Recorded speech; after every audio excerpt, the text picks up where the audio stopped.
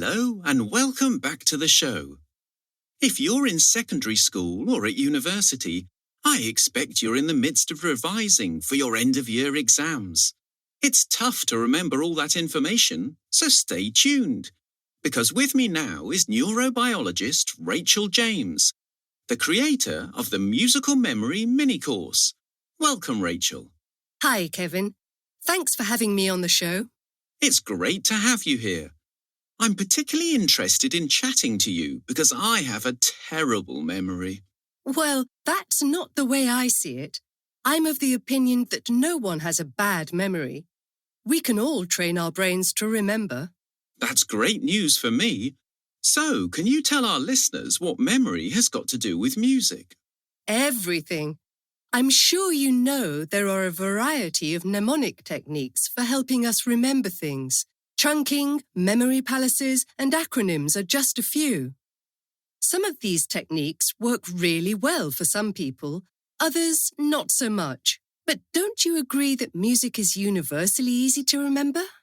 You have a point. I can still remember all the words to songs I heard when I was in primary school. Exactly. All of us know the lyrics to hundreds of songs without even having tried to learn them. So why is it that those dates you need to remember for your history test won't stay in your head? The first reason is connection. When you're trying to remember a date, all you have is the number and nothing to link it to.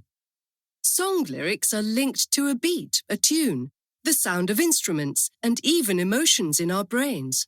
So, how does that knowledge help our struggling students out there? Well, there are some simple ways they can make connections. Link the information you're trying to remember to the room you're learning it in, a photo you have on your desk, or a song you're listening to. Then, in the exam, picture the room or photo, or remember the song. The information you want will be connected to it in your brain. That's fascinating.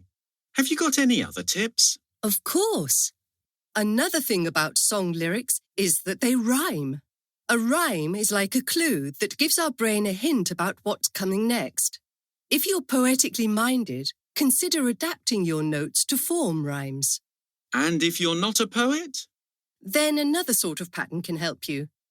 What does music have apart from a tune? A beat. Right. The beat is another reason songs are so easy for us to memorize.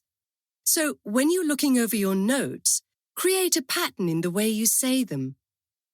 Of course, with all these techniques, repetition is key. It's better to revise for 10 minutes 10 times than to sit down for 2 hours straight only once. There are some great tips there, Rachel.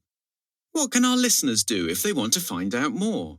Just go to my website, www.racheljamesmemory.com, and check out the Musical Memory mini-course.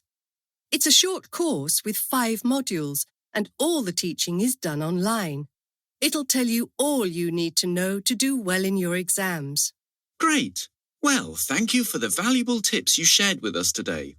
Musical memory certainly is interesting. Thank you for having me.